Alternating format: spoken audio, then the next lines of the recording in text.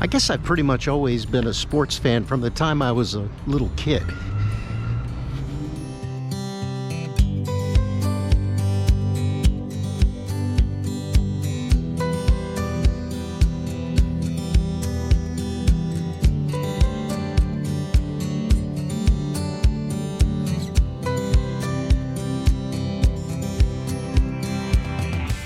And although I could always appreciate the exploits of the great basketball players and football players of the 1960s, I had a little bit of trouble identifying with 7-foot-tall basketball players, 290-pound football players, or anybody who could run the 100-yard dash in 9 seconds.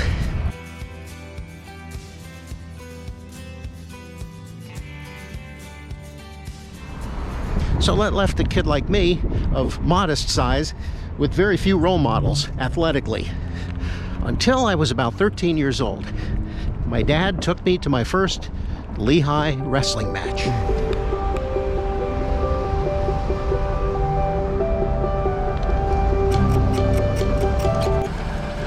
That required a trek to the south side, to the Lehigh campus, to venerable Grace Hall.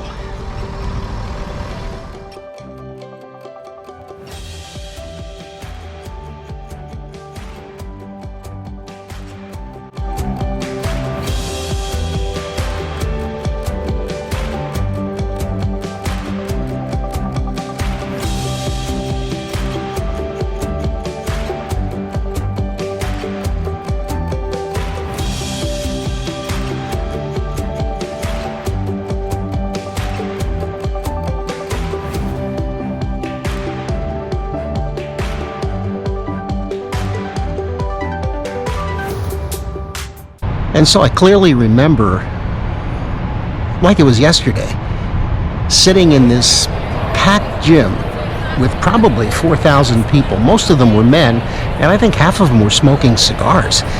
But anyway, my dad said, pay attention because the best wrestler is going to be the first guy out. And sure enough, there was this thunderous applause as the Lehigh wrestlers came out of the locker room, and an even bigger roar when this little guy came onto the mat. Back in those days, you were allowed to sit on the floor around the mat. I thought to myself, it must be the most intimidating place for a visiting wrestler. Anyway, biggest applause was for the little guy at weight 123. His name was Mike Caruso, and he was the best wrestler I've ever seen. Very few wrestlers in the history of the sport have had as successful a career as Mike Caruso. His list of accomplishments is phenomenal.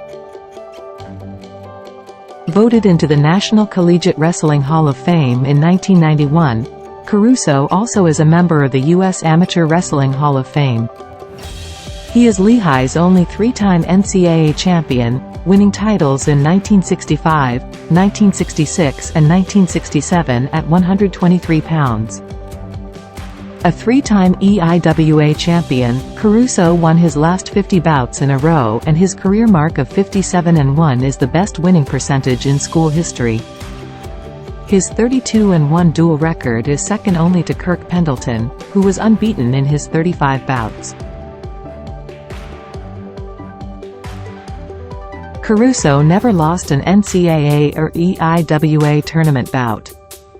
He was a 3-time All-American and recipient in 1967 of both the Most Outstanding Wrestler Award and the John Fletcher Memorial Trophy, given to the wrestler with the most points in his career, at the EIWA meet.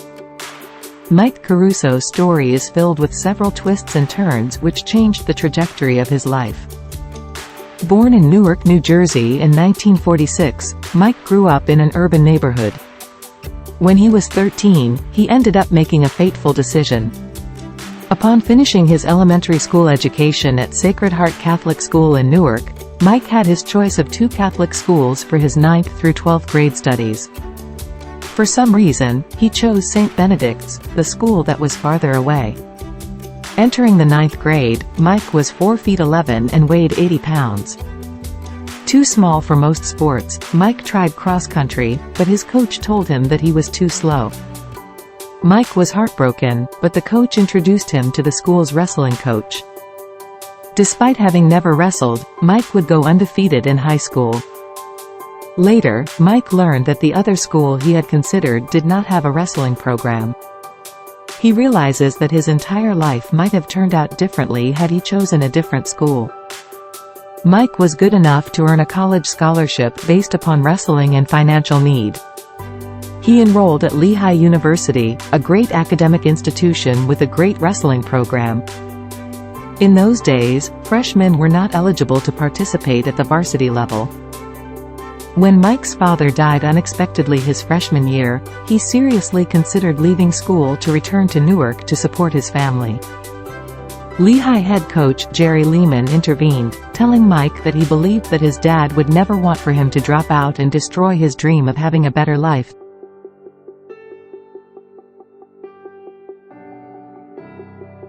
Lessons from his wrestling career have carried over into Mike's life. There was never a time in my life that I ever thought about quitting anything, and I attribute that to what the monks taught me and what wrestling taught me at St. Benedict's.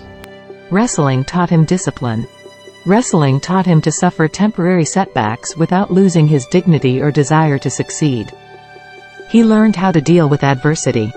After graduation from Lehigh, where he majored in international studies and pre-law, Mike moved to Virginia to work as a wrestling coach, but he soon returned to the Lehigh Valley. He learned that he loved Bethlehem and the Lehigh Valley and wanted to raise his family and work there. Mike Caruso wanted a business career, so he decided to give insurance a try, working for a brokerage. He soon began to specialize in the benefits area. After beginning at Massachusetts Mutual, Mike went on to create his own firm called Caruso Benefits. Mike truly believed that helping people obtain health benefits was a genuinely important field.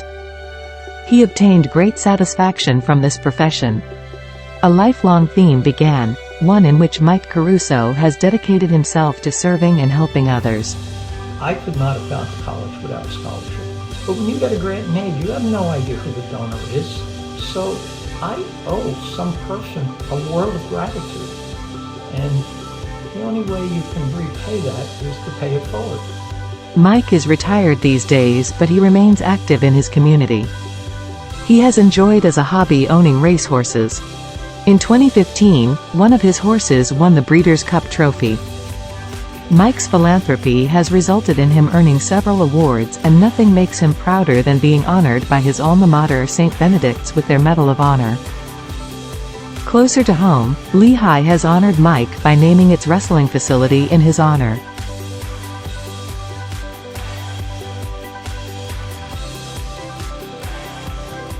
So Lehigh has since renamed this arena in the honor of two of their greatest coaches, Jerry Lehman and Thad Turner.